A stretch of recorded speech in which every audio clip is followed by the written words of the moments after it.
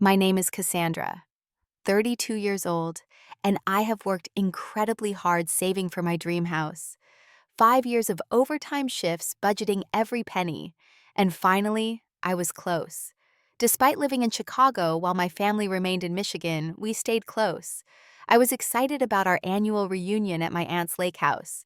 Dad had mentioned money troubles recently, but I never imagined what would happen. After returning home, I checked my account and found it completely drained of over $50,000. When I confronted my father, he just snorted and said, "We needed it more than you." Before I continue my story, let me know where you're watching from. In the comments, hit that like and subscribe button to support more stories like mine. I grew up in a middle-class family in Seattle, where my father Jackson was a respected small business owner. He ran a hardware store that had been in our family for 2 generations, and it provided us with a comfortable life. My earliest memories include following him around the store, watching him help customers with their home improvement projects. Dad was the one who taught me the value of money and financial responsibility. "Save 20% of everything you earn, Cassandra," he would tell me while helping me count my allowance. "If you take care of your money, it will take care of you when you need it most." Throughout my childhood, Dad and I had an incredibly close relationship. He would take me fishing on Lake Washington every other Sunday, just the two of us in his small boat. Those quiet mornings on the water talking about life and dreams formed the foundation of our bond. He taught me how to drive in empty parking lots, cheered the loudest at my volleyball games, and never missed a single school event. When I decided I wanted to become a physical therapist after seeing how therapy helped my grandfather recover from a stroke, my father supported me completely. He helped research the best schools and even took on extra work to contribute to my college fund. My mother, Diana, was equally supportive, though, in different ways. She was the emotional heart of our family, always ready with a hug or words of encouragement. She worked as a school librarian and instilled in me a love of reading and learning. Our family felt complete and secure. Everything changed during my sophomore year of college. Mom was diagnosed with aggressive breast cancer. Within 8 months, she was gone. The loss devastated our family, but especially my father. The man who had always been strong, confident, and full of wisdom seemed to shrink before my eyes. I took a semester off to help him through those first few months. We grieved together, sorting through Mom's belongings, learning to cook her recipes to keep her memory alive, and supporting each other through the waves of grief that would hit unexpectedly. When I returned to college, I noticed subtle changes in my father during my visits home. The hardware store that had always been immaculately organized grew cluttered. His appearance became less put together. He would mention friends I had never heard of before. At the time, I attributed these changes to grief, believing he would eventually find his way back to himself. After graduating with my degree in physical therapy, I initially planned to return to Seattle. However, a prestigious rehabilitation center in Chicago offered me a position I couldn't refuse. The salary was excellent, and the opportunity to work with leading specialists in my field was too good to pass up. "You have to take it, Cass," my father insisted when I called to discuss the offer. "Your mother would be so proud of you. Go build your life." So at 27, I moved to Chicago and threw myself into building my career. The work was demanding but rewarding. I specialized in helping patients recover from traumatic injuries, finding profound satisfaction in being part of their journey back to independence. Living alone in an expensive city taught me to be even more disciplined with money. I found a small but decent apartment with a reasonable rent meal prepped to avoid expensive takeout, and picked up weekend shifts whenever possible. I set up automatic transfers to my savings account, watching with satisfaction as the balance grew month by month. For 5 years, I lived frugally with a clear goal in mind, saving enough for a down payment on a house in a nice Chicago suburb. I wanted a place with a yard where I could garden like my mother used to, maybe get a dog, and eventually start a family of my own. I tracked my progress meticulously, projecting that within another 6 months I would reach my target of $60,000. Meanwhile, I kept in regular contact with my father through weekly video calls. He seemed to be doing better, though he had sold the hardware store, claiming he wanted a simpler life. He mentioned dating occasionally, but never introduced me to anyone serious. We maintained our close relationship despite the distance, or so I believed. About 8 months ago, the calls began to change. Dad started mentioning what he called temporary financial setbacks. Nothing specific, just vague references to investments that hadn't panned out or unexpected expenses. At first, I offered advice about budgeting and cutting costs. Then came the request for loans. Just until the end of the month, Cass, he would say. I hate to ask, but the property taxes came due earlier than I expected. Or, my car broke down completely. The mechanic wants $800 and I'm a little short this month. I sent the money without hesitation. After all, this was the man who had supported me throughout my life. How could I not help him when he needed it? But the loans were never repaid, and new requests would follow within weeks. Still, the amounts were manageable, typically between $500 and $1,000, and I wrote them off as gifts rather than create tension by asking for repayment. My younger sister, Melissa, who lived about an hour from our father, began calling with concerns. "Have you noticed Dad seems different?" she asked during one call. "I went by the house last week and there were some rough-looking guys leaving as I arrived. Dad seemed nervous and said they were just friends from his new poker group." "Poker group?" I questioned. "Since when does Dad gamble?" "That is what I am trying to tell you," Melissa pressed. "I think he might have a gambling problem. He has asked me for money too, and when I went by yesterday, there was a past due notice on his door." I dismissed her concerns, unable to imagine my financially responsible father developing a gambling addiction. "He is probably just having a hard time adjusting to retirement." I rationalized. "Dad taught us everything we know about managing money. He would never get into serious trouble." Melissa sighed heavily. "I hope you are right, Cass.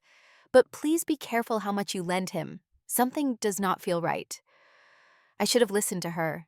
Instead, I continued to believe in the father I had always known, never suspecting he had already changed into someone I wouldn't recognize. The annual family reunion at my Aunt Patricia's lake house in Michigan was a tradition dating back to my childhood. Set for the last weekend in July, it brought together aunts, uncles, cousins, and grandparents from across the country. This year marked the first reunion since my Uncle Robert's passing, adding a bittersweet quality to our gathering. I prepared thoroughly for the 4-day event, requesting time off from work months in advance, and completing extra shifts to ensure all my patients would be covered in my absence. I carefully selected gifts for family members, a handcrafted wooden puzzle for my grandfather, who loved brain teasers, a set of specialty teas for my Aunt Patricia, who hosted us each year, and a collection of young adult novels for my teenage cousins. The 6-hour drive from Chicago to northern Michigan gave me time to reflect on previous reunions.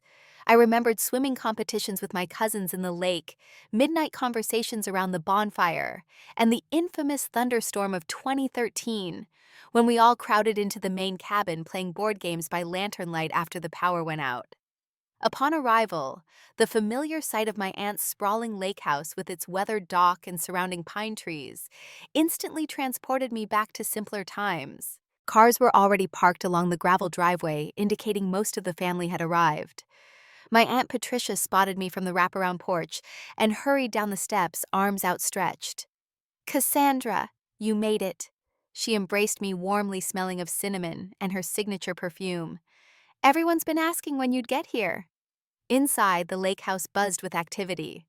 Cousins catching up in the living room, uncles arguing good-naturedly about the correct way to grill fish, aunts organizing food in the spacious kitchen. My grandmother spotted me from her favorite armchair by the window and waved me over. "There's my Chicago girl," she said, squeezing my hand. "Your grandfather's down at the dock with your father. They're setting up for tomorrow's fishing." I made my way through the house greeting relatives before heading down the path toward the lake. The wooden dock stretched into the clear blue water, and at its end sat my grandfather and father, fishing rods already assembled beside them. "There she is." My grandfather stood carefully, his movements slower than I remembered, but his smile just as bright. My father turned, and I noticed immediately something was off. His smile didn't reach his eyes, and he seemed to avoid direct eye contact as he stood to hug me. He'd lost weight since I'd last seen him at Christmas, his clothes hanging loosely on his frame. "Good to see you, Cass," he said, his voice lacking its usual enthusiasm. He smelled faintly of alcohol despite it being only 2 in the afternoon. Throughout the first day of the reunion, I observed my father carefully. He spent most of his time alone or with my grandfather, avoiding larger family gatherings. Twice, I noticed him in heated but hushed conversations with my Aunt Patricia, both of them stopping abruptly when others approached. After dinner, I cornered him on the back porch where he was nursing what appeared to be his fourth or fifth drink of the evening. "Dad, is everything okay? You seem stressed." He stiffened. "Everything's fine, Cassandra, just tired from the drive up." "Are you still having money troubles?" "You know you can talk to me." His expression hardened. "I don't want to discuss finances during the family reunion. This is supposed to be about enjoying ourselves, not interrogations." "It's not an interrogation, Dad. I'm worried about you." "Well, don't be." He stood abruptly. "I've been managing money since before you were born. I don't need my daughter checking up on me like I'm some irresponsible teenager." Before I could respond, he walked away, joining a group of uncles starting a card game in the dining room. I noticed he was the first to pull out his wallet, placing what looked like several $100s on the table. Later that night, I found Melissa in the kitchen making tea. She looked troubled as I entered. "You saw him, right?" she asked without preamble. "How different he is." I nodded, leaning against the counter. "Has he been like this for a while?" "It's gotten worse in the last 3 months," she confirmed. "Cass, I found out he's been going to a casino in Detroit almost weekly. One of my friends who works there mentioned seeing him. And last month a man came to his house while I was visiting demanding payment for something. Dad gave him cash and practically pushed him out the door before I could ask questions." "Why didn't you tell me this was so serious?" "I tried. You kept making excuses for him." She sighed, stirring honey into her tea. "I think he owes some dangerous people money, real loan shark types." My stomach twisted with anxiety. "How much do you think he owes?" "No idea. But he asked me for $5,000 last week, claimed it was for roof repairs." When I drove by his house the next day, there were no roofers, no materials, nothing. I made a decision. Tomorrow, I'll sit him down and offer to help him make a financial plan. No more loans without structure, but I can help him consolidate debt or work with a credit counselor. Melissa looked skeptical but nodded. Good luck with that. The second day of the reunion centered around water activities. Despite my concerns, I tried to enjoy the time with family, participating in the annual kayak race, and helping prepare the massive lakeside barbecue. Throughout the day, I noticed my father spending an unusual amount of time on his phone, stepping away from family activities to take calls. More concerning was a moment I caught him alone in the main house while everyone was down at the lake. He was in the guest room where I was staying hurriedly, putting something back in my purse, when I walked in unexpectedly. "Dad, what are you doing with my things?" He straightened quickly, a flash of guilt crossing his face before he composed himself. "Just looking for some aspirin. My head's killing me." "I have some in my toiletry bag in the bathroom," I said slowly, watching his face. "Great, thanks." He brushed past me quickly and headed to the bathroom, never returning for the aspirin.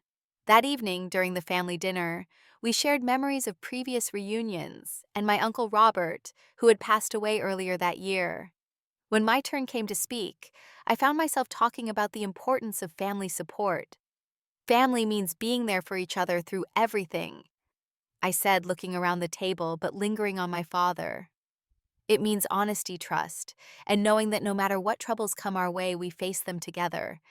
That's what I've always loved about our family." To my surprise, I saw tears in my father's eyes. He raised his glass in a toast. "To family," he said, his voice thick with emotion. For a moment, I thought I saw a glimpse of the father I had always known, and it gave me hope that whatever he was going through, we could fix it together. After dinner, most of the family gathered for the traditional bonfire on the beach. My father surprised me by suggesting we take a walk along the shore, away from the others. Under the moonlight reflecting off the lake, he seemed more vulnerable than I had seen him in years. "You've done well for yourself, Cassandra," he said as we walked. "I'm proud of you. Your mother would be too." "Thanks, Dad. That means a lot. You were always the responsible one, even as a kid." He stared out at the dark water. "Sometimes I look at you and wonder how I managed to raise someone so put together." I took a deep breath, deciding this was my opportunity. "Dad, I'm worried about you. Melissa says you've been gambling." His body tensed, but he didn't deny it. "It started as just a distraction after your mother died, something to fill the empty evenings. And now—" He was quiet for a long moment. "And now I'm handling it. Don't worry about me." Let me help you, Dad. Whatever debt you're in, we can work on it together. Make a payment plan, talk to a financial counselor. He turned to me, and in the moonlight, his smile seemed almost sad. You're a good daughter, Cass, always trying to fix things. He put his arm around my shoulders. Let's just enjoy the rest of the reunion. Okay, we can talk about serious stuff when we're back home. I agreed, though unease lingered. For the remaining 2 days of the reunion, my father seemed more like himself, joining in family activities and sharing stories from my childhood that had everyone laughing.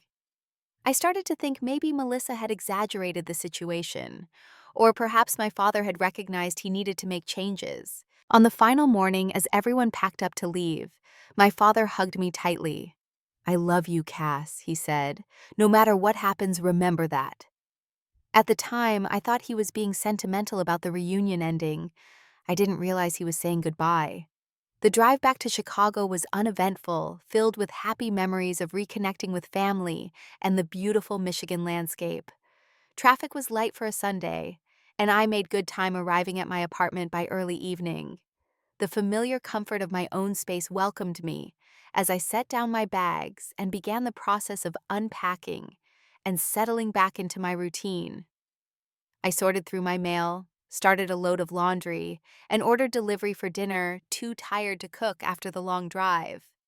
It wasn't until I was waiting for my food to arrive that I decided to check my bank account to update my budget for the month, a habit I'd maintained since my early 20s. Sitting at my small kitchen table, I opened the banking app on my phone and entered my password. The account loaded, and for a moment my brain couldn't process what I was seeing. Where there should have been just over $53,000, the balance showed $43.17. I blinked hard, thinking it must be a display error. I logged out and back in again. The same number appeared. My heart began to race as I frantically navigated to my transaction history. There they were, 5 separate transfers over the past 3 days, each for approximately $10,000, emptying my account in systematic withdrawals. All of them had been made while I was at the family reunion, away from my normal routine and surroundings. No, no, no, I whispered, my hands shaking so badly I could barely hold my phone. This isn't possible. I immediately called my bank's emergency fraud line, my voice trembling as I explained the situation to the representative. They asked a series of questions about my recent activities and the unauthorized transactions.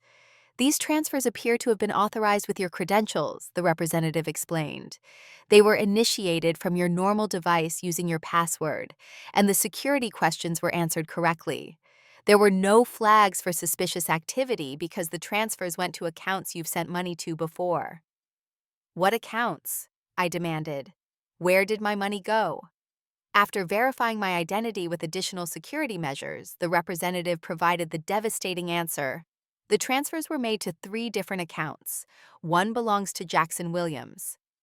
My father. The room seemed to spin around me. I gripped the edge of the table to steady myself as the representative continued explaining the steps they would take to investigate the fraud claim, but I barely heard the words. The truth was becoming horrifyingly clear. I hung up and immediately called my sister Melissa, my breath coming in short gasps. Cass, what's wrong?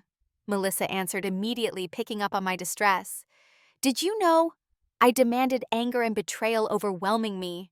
Did you know Dad was planning to steal from me? What steal? What, Cassandra? Slow down and tell me what happened. Between sobs, I explained about the drained account and the transfers traced to our father. There was a long pause on the other end of the line. I didn't know he would do this, Melissa finally said, her voice small. But I'm not completely surprised. Cass, I saw him using your phone during the reunion. He said he was just checking the weather because his phone was dead. I didn't think anything of it at the time. The betrayal cut even deeper. My own father had used the family reunion, a time of trust and togetherness, to systematically rob me of my future. I need to talk to him, I said. Now. He's not answering my calls, Melissa admitted. I tried to reach him after you all left today, but it went straight to voicemail. I ended the call and immediately began throwing clothes back into my bag. Sleep was impossible. The only thing that mattered was confronting my father face to face. I left my apartment at midnight, fueled by a mixture of disbelief, rage, and heartbreak that kept me alert for the 6-hour drive back to Michigan. Dawn was breaking as I pulled into my father's driveway. His car was there, which gave me a surge of grim satisfaction. At least he hadn't fled yet. I pounded on the front door, not caring about the early hour, or what neighbors might think. After several minutes, the door opened to reveal my father unshaven and bleary-eyed, wearing the same clothes I'd last seen him in at the reunion. "Cassandra, what are you doing here?" He looked genuinely confused by my presence. I pushed past him into the house. "My money," I said, my voice shaking with rage. "You stole my entire savings account, over $50,000. For a brief moment, he attempted to maintain an expression of innocence. "What are you talking about? Stop lying," I shouted, pulling up my phone to show him the transaction records the bank had emailed me. "It's all here. 5 transfers to accounts, including yours, all made during the reunion. You used my phone when I wasn't around, didn't you? Answered my security questions because you know everything about me." His face changed, then the facade crumbling away. What replaced it was something I'd never seen before, a cold hardness that made him almost unrecognizable. "We needed it more than you," he said with a dismissive snort. "Your sister's kids needed it." The casualness of his response felt like a physical blow. Needed it?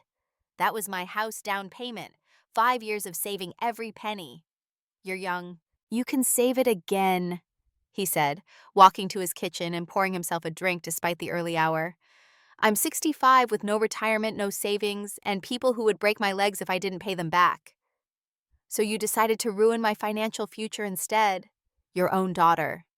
I followed him, still struggling to reconcile this man with the father who had taught me about financial responsibility.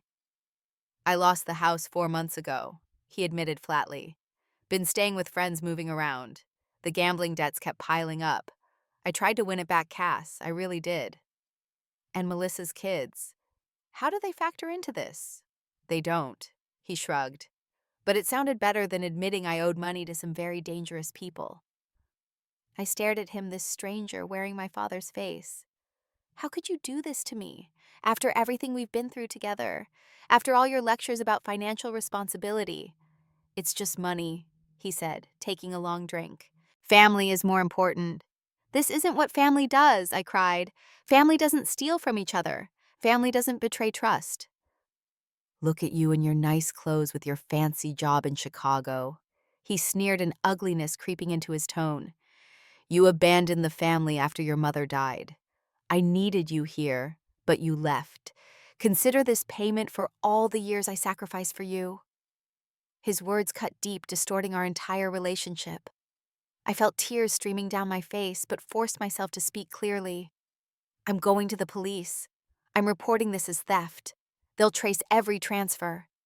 For the first time, a flicker of concern crossed his face. "You wouldn't do that to your own father." "You stopped being the father I knew the moment you decided to steal from me," I said, my voice breaking. "The man who raised me would never have done this." I turned to leave, my entire body shaking with emotion. As I reached the door, I heard him call after me. "They won't do anything, you know. It'll be your word against mine. I'll say you gave me the money willingly. A gift between father and daughter." I paused, hand on the doorknob, not turning around. "We'll see about that." The drive back to Chicago was a blur of tears and crushing realization. Everything I had worked for was gone. The father I thought I knew had never really existed, or perhaps had disappeared long ago. Either way, I had lost both my savings and my family in one devastating blow. The week that followed the confrontation with my father was the darkest of my life. I returned to my apartment in Chicago, feeling hollow, as if something essential had been carved out of me. Sleep became elusive, with thoughts of betrayal and financial ruin circling in my mind like hungry wolves. When exhaustion finally claimed me, I would jolt awake from nightmares where I was falling endlessly into debt. My performance at work began to suffer immediately. Patients noticed my distraction. My supervisor pulled me aside to ask if everything was all right, and I made documentation errors that had never been an issue before. How could I focus on helping others heal when my own life had been shattered so completely? "Cassandra, you seem a million miles away," my supervisor Sarah commented, after watching me stare blankly at a patient chart for several minutes. Is there something going on that you need to talk about? I couldn't bring myself to explain the humiliating truth, so I mumbled something about family issues and promised to do better. But concentrating was impossible when my phone kept lighting up with increasingly disturbing notifications. The first call from a debt collector came 3 days after I discovered the theft. A stern-voiced man informed me that I was 90 days past due on a credit card payment for a card I had never applied for. Two more similar calls followed that same day. There must be some mistake, I insisted to each caller. I don't have those credit cards. But as the calls continued, the horrible truth emerged. My father hadn't just stolen my savings, he had been systematically stealing my identity for months. He had opened multiple credit cards in my name, maxed them out, and never made payments. My excellent credit score, which I had maintained meticulously since college, had plummeted to a devastating level. I spent an entire evening pulling my credit reports, each page revealing new horrors. 6 credit cards, a personal loan, and even a car loan, all opened within the past 8 months, using my social security number and personal information. The total additional debt was over $40,000. This wasn't an impulsive act of desperation. My father had been planning this betrayal methodically for the better part of a year. The bank's fraud investigation moved frustratingly slowly. They required documentation, police reports, and notarized statements. Each day that passed made recovery of my stolen money less likely, as my father had undoubtedly begun spending it immediately. When I finally managed to reach my sister again, she sounded exhausted and defeated. "I tried to warn you, Cass," she said, no satisfaction in her tone. "There's something else you should know. Dad's been doing this to other family members too. Aunt Patricia confronted him about stealing her credit card information during the reunion. Grandfather discovered money missing from his account last month." "Why didn't anyone go to the police?" I demanded. "Because he's family," Melissa said simply.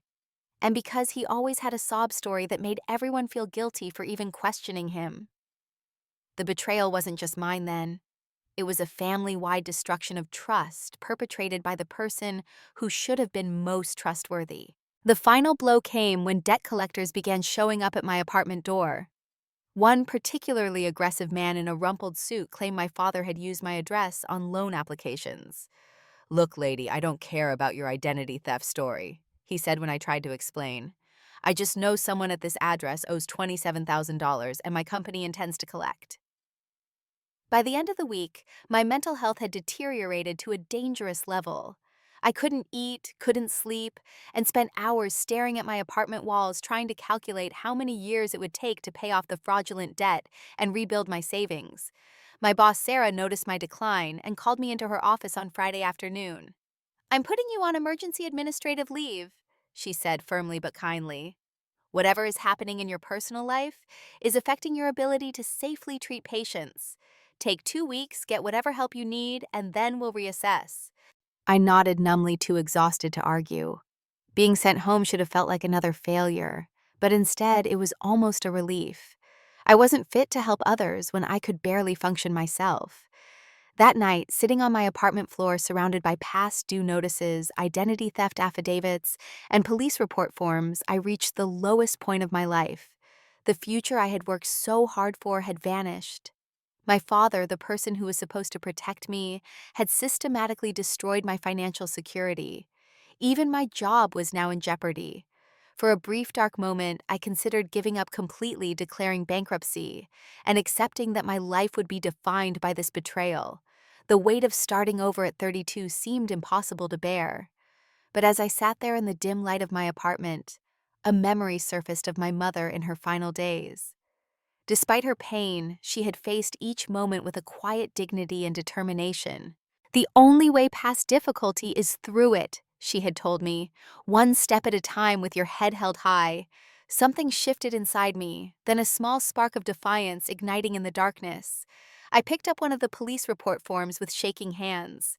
My father had taken advantage of my trust and love, counting on family loyalty to shield him from consequences. He had severely misjudged me. I reached for my phone and began making a list of everything I needed to do. By dawn, exhausted but resolute, I had a plan. My father had systematically dismantled my financial life. I would be equally systematic in rebuilding it and ensuring he faced consequences for his actions. This wasn't just about recovering money anymore. It was about refusing to be a victim and reclaiming my power from someone who had assumed I would be too devastated or too loyal to fight back. The morning after reaching my breaking point, I began implementing my plan with the same methodical approach I used in my work as a physical therapist. Just as I created recovery plans for patients with catastrophic injuries, I would create a recovery plan for my shattered financial life and broken trust.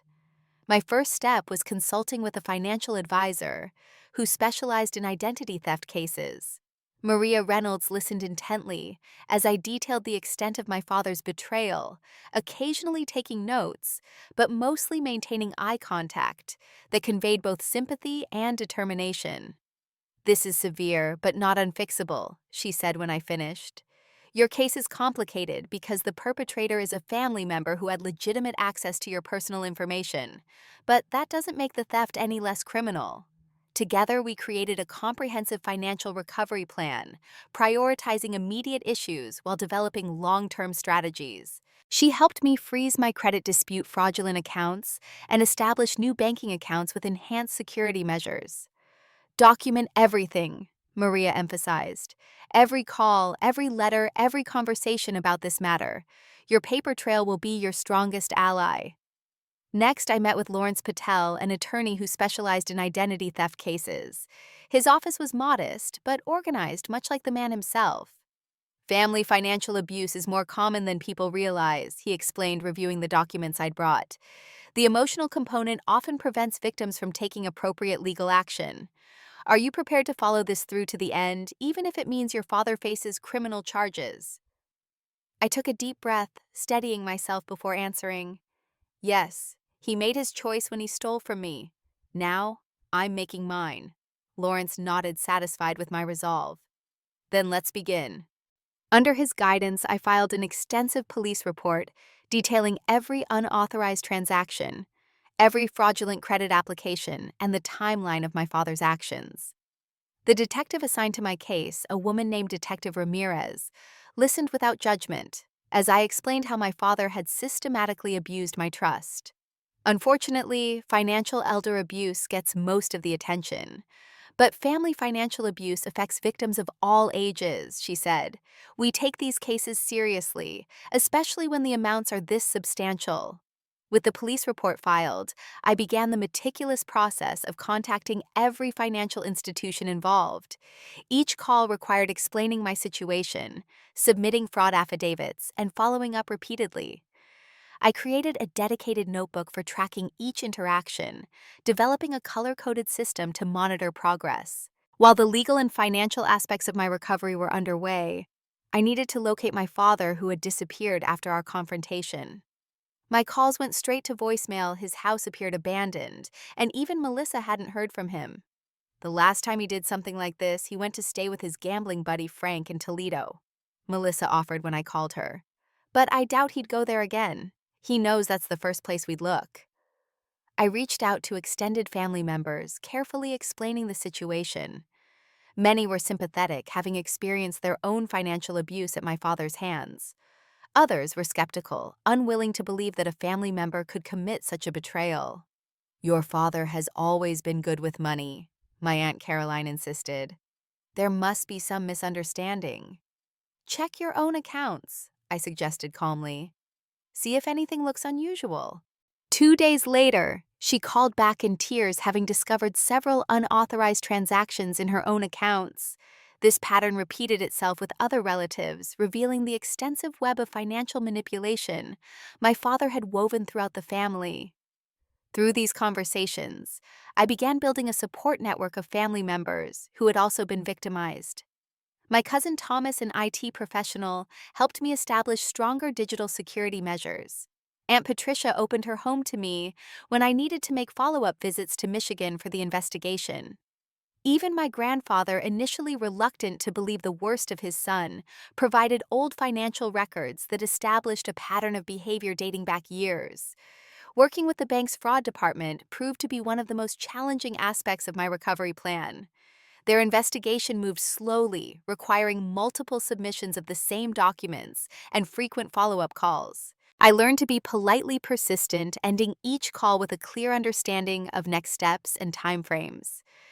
"I understand you have procedures to follow," I told one particularly unhelpful representative, "and I respect those procedures. But this is my life we're talking about, and I need to know exactly what happens next and when I can expect a resolution." As I methodically worked through my recovery plan, a disturbing pattern emerged in my father's behavior. Through conversations with various family members, I discovered he had been systematically targeting those closest to him for years, starting with small loans that were never repaid, and escalating to outright theft as his gambling addiction worsened. "He took $10,000 from me last Christmas," my Uncle Stephen admitted. "Said it was for an investment opportunity that would pay back double within 6 months. I never saw a penny of it. He borrowed against the value of my car without my knowledge," my cousin Jennifer shared. "I only found out when the lender called about missed payments." These revelations led me to create a family financial abuse support group where we could share information, resources, and emotional support. During our first meeting, held virtually to accommodate family members across different states, I was struck by the common threads in our experiences. "He always had a way of making me feel guilty for even questioning him," Aunt Patricia observed, "like I was the one betraying family by not blindly trusting him. And he always knew exactly what to say to each of us," Uncle Stephen added. "He tailored his approach based on our individual weaknesses and relationships with him." This collective sharing of experiences was healing, transforming individual shame into shared strength and resolve. Together, we compiled a comprehensive timeline of my father's actions, creating a document that proved invaluable to the ongoing investigation. Meanwhile, I had difficult conversations with my sister about her role in enabling our father's behavior. Initially defensive, Melissa eventually acknowledged that she had suspected more than she'd admitted. "I knew something was seriously wrong," she confessed during a tense phone call. "But he's our dad, Cass. I couldn't bring myself to believe he would actually steal from his own children." "Believing the best in people is normally a good quality," I told her, "but not when it allows them to continue hurting others." As the investigation progressed, I made a strategic decision to be completely transparent about what had happened. Rather than hiding my situation out of embarrassment, I spoke openly with close friends, selected colleagues, and even my landlord, explaining the identity theft and my plans for recovery. "I'm not a victim," I would say. "I'm a person dealing with a difficult situation who has a clear plan to resolve it." This openness yielded unexpected support. My landlord agreed to a temporary reduction in rent. Colleagues covered shifts so I could attend legal meetings. Friends provided emotional support during my darkest moments. Even my boss, Sarah, once understanding the full situation, became one of my strongest advocates, arranging for me to work modified hours while I dealt with the legal proceedings.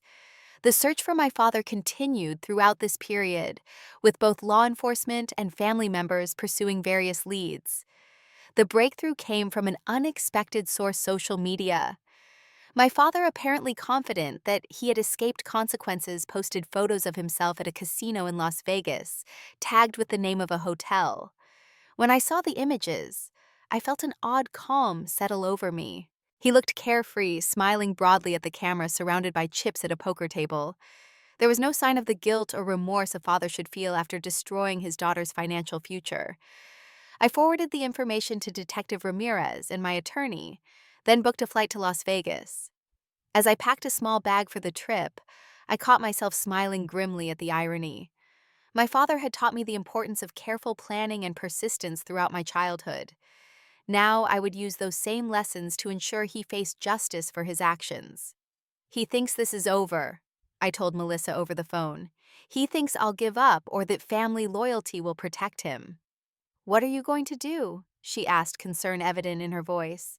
"I'm going to look him in the eye one more time," I said. "And then I'm going to smile and say, then you won't mind what's next." The flight to Las Vegas gave me time to prepare mentally for what lay ahead. I reviewed the documentation I'd brought with me, including police reports, financial records, and the formal complaint my attorney had helped me file. Everything was organized in a slim portfolio, a stark contrast to the chaos my father had created in my life. I had coordinated with Detective Ramirez, who had contacted the Las Vegas Police Department. They had agreed to meet me at the hotel where my father was staying, ready to question him about the identity theft and fraud charges filed in Michigan. I wasn't just coming as a betrayed daughter, but as the key witness in a criminal investigation. The Golden Sands Hotel and Casino rose like a glittering mirage in the desert heat. Its opulence felt obscene, knowing it was likely funded in part by money stolen from family members. I checked into a much more modest hotel nearby, freshened up, and changed into a simple but professional outfit that made me feel armored for the confrontation ahead. At the agreed-upon time, I met two Las Vegas police officers in the lobby of the Golden Sands. Detective Alvarez, the lead officer, reviewed the case details one final time. "We'll approach him together," he explained. "Our presence will be mostly observatory unless he attempts to flee or becomes confrontational. This is primarily an interview at this stage, though we are prepared to detain him if necessary." I nodded, my heart pounding, but my resolve unwavering. "I understand. I'd like a moment to speak with him first if possible."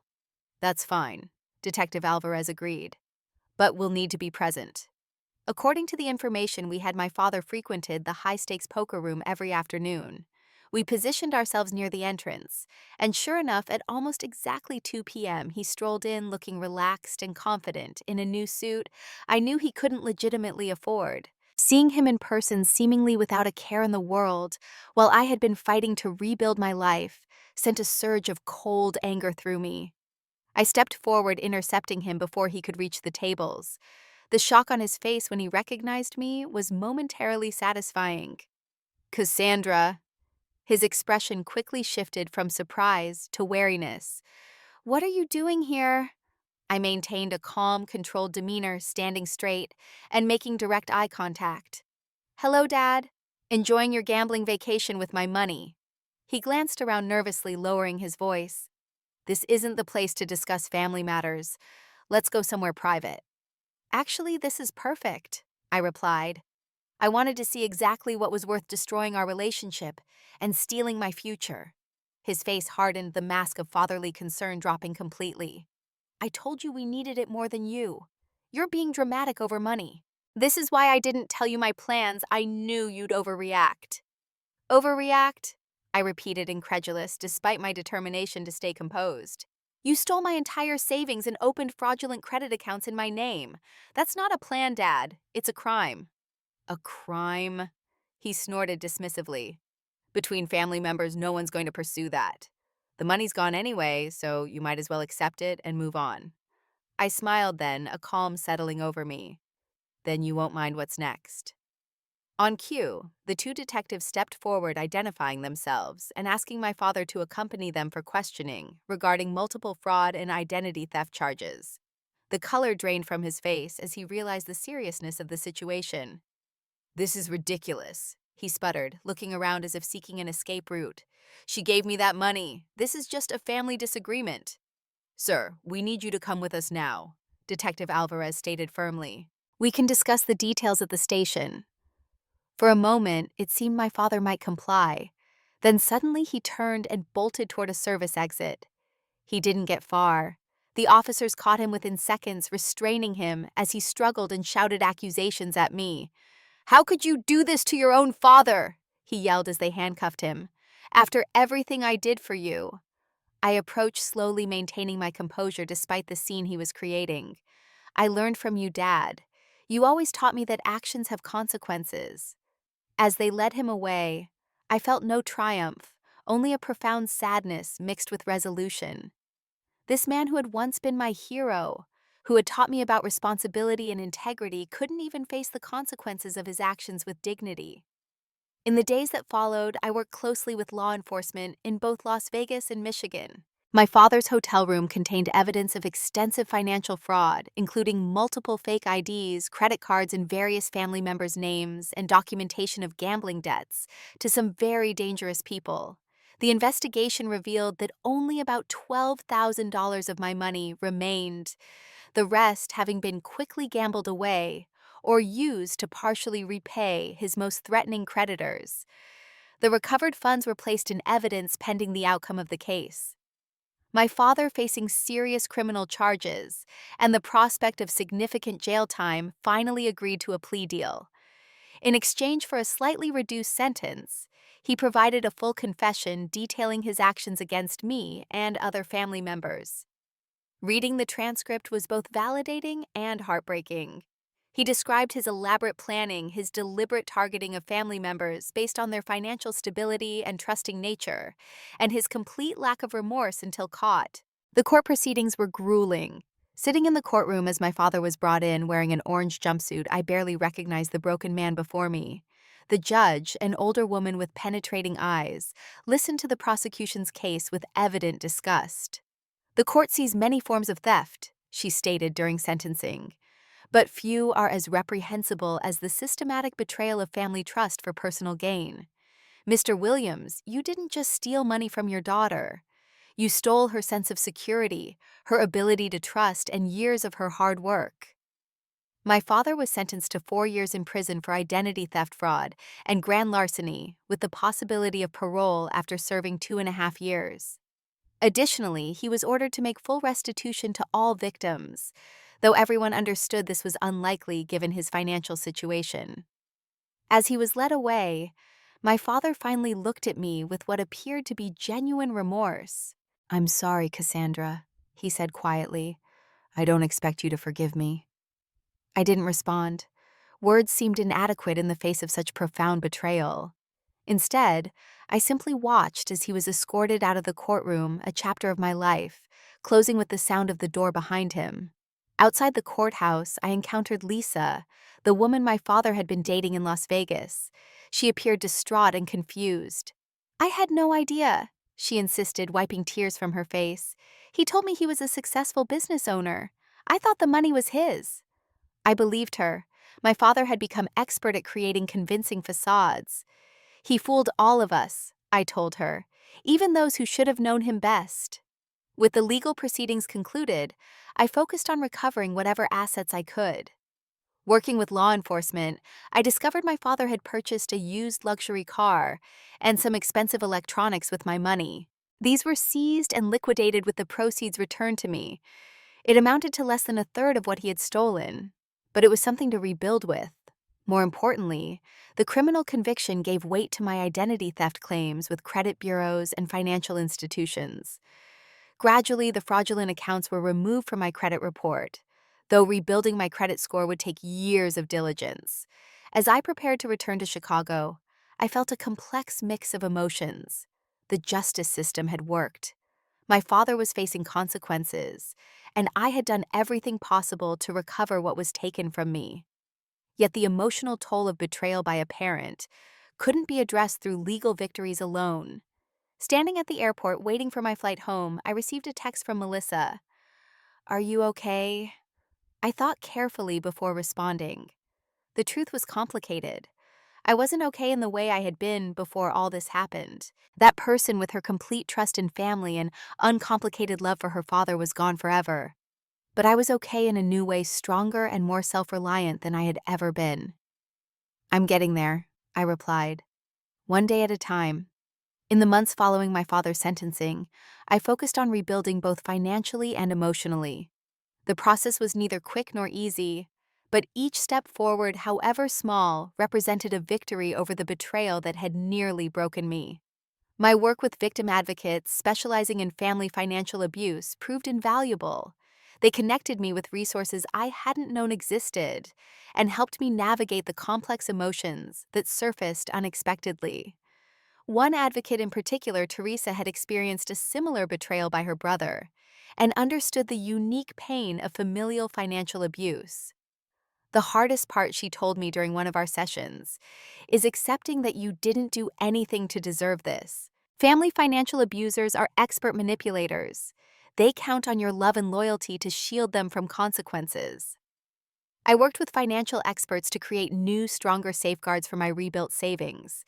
This included establishing accounts at different institutions than I had used before, setting up advanced authentication methods beyond simple passwords and security questions, and creating a regular schedule for monitoring my credit reports. Think of it as financial self-defense, my new financial advisor explained. We can't prevent every possible attack, but we can make your finances significantly harder to access without your explicit consent. The support groups I joined for victims of familial betrayal became a cornerstone of my healing process. In these safe spaces, I could express feelings that those who hadn't experienced such betrayal often struggled to understand the complex grief of losing not just money, but the foundation of trust I had built my life upon. I keep having this recurring dream I shared during one group meeting. I'm back at the family reunion, and everyone can see my father stealing from me, but they're all acting like it's normal, like I should just accept it. I wake up feeling angry at everyone, not just him. Heads nodded in understanding. No explanations or justifications were necessary here. Everyone knew the particular pain of having their trauma minimized by those who still wanted to believe in family loyalty above all else. The process of rebuilding my savings was humbling. At 32, I was essentially starting over financially, with the additional challenges of repairing damaged credit and addressing the emotional trauma that made financial decisions newly stressful. I created a realistic timeline for recovery, acknowledging that reaching my down payment goal again would take years rather than months. I returned to work full-time, gradually rebuilding my professional reputation.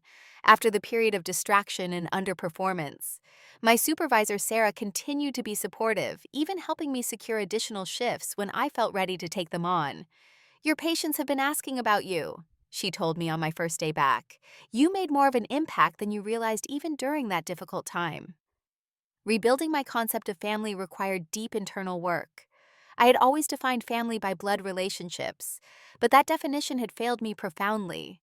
Gradually, I began to create a chosen family of trusted friends, and those few blood relatives who had proven their trustworthiness through actions rather than assumptions. My friend Denise opened her home for weekly dinner gatherings that became a source of stability and joy. My colleague Marcus, whose mother had suffered financial abuse from a sibling, checked in regularly with practical offers of help, rather than just sympathy. These people who showed up consistently without expectation of return redefined family for me in healing ways. I reconnected with supportive extended family members, particularly those who had also been victims of my father's schemes. My Aunt Patricia and I developed a closer relationship than we'd ever had, bonding over our shared experience and determination to move forward. He took advantage of the fact that we were all operating by different rules than he was, she observed during one of our long phone conversations. We believed in family loyalty while he was playing an entirely different game. Therapy became an essential part of my healing journey. Dr. Martinez helped me address the trust issues and grief that the betrayal had created. Through our sessions, I learned to distinguish between healthy skepticism and paralyzing distrust, to recognize that my father's actions reflected his character, failings not my worthiness of protection and respect. "You're dealing with two distinct losses," Dr. Martinez explained. "The tangible loss of your savings and the intangible loss of the father you thought you had. Both require grieving." 6 months after my father began serving his sentence, I achieved a significant milestone in my recovery, moving into a modest home through a first-time homebuyer program designed for people rebuilding after financial setbacks. The house was smaller than what I had originally planned to purchase in a neighborhood farther from the city center, but it was mine secured through my own persistence and the support of professionals who believed in second chances.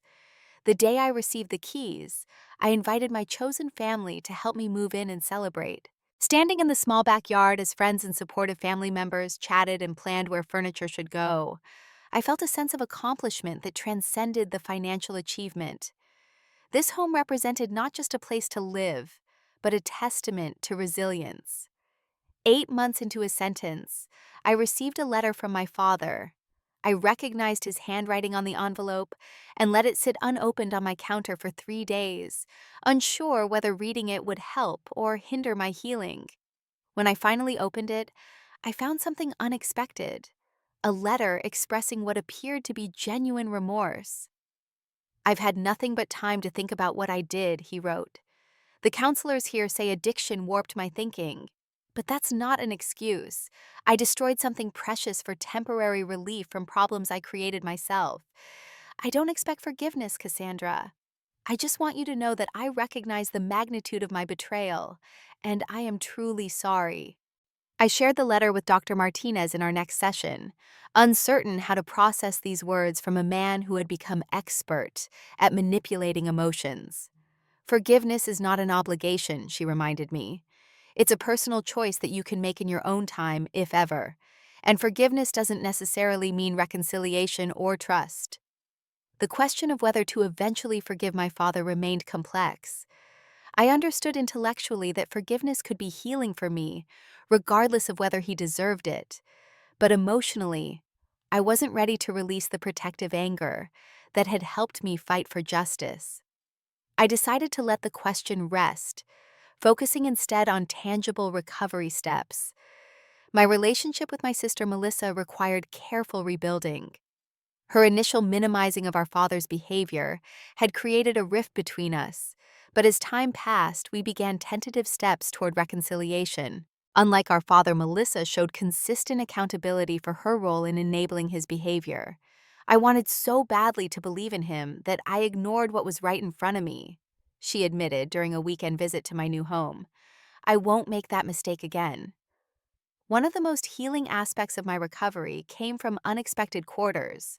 Upon learning about my experience, a colleague at the rehabilitation center suggested I might share my story and financial recovery strategies with others.